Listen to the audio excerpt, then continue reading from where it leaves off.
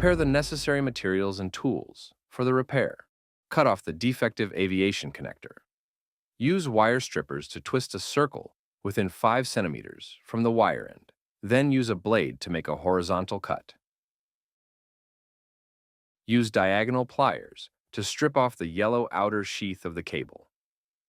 Use diagonal pliers to arrange the 4 copper wires.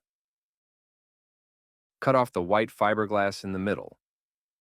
Use paint remover to remove the insulation from the surface of the 4 copper wires. Set aside and wait for 10 minutes. Use a cloth to clean the paint from the surface of the 4 copper wires. The reserved length of the 4 copper wires is about 0.6 centimeters. Use diagonal pliers to cut off the excess parts. Loosen the 2 screws on the aviation connector. Insert the metal parts of the aviation connector into the cable, according to the 4-ring small board definition.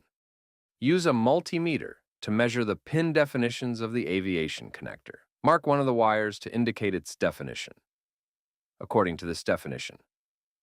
Arrange the 4 wires neatly in order and organize them. Solder the 4 wires with a soldering iron. Check whether all soldering is done properly. Tighten in place and apply epoxy resin glue. Finally, tighten the screws and test whether all functions are working properly.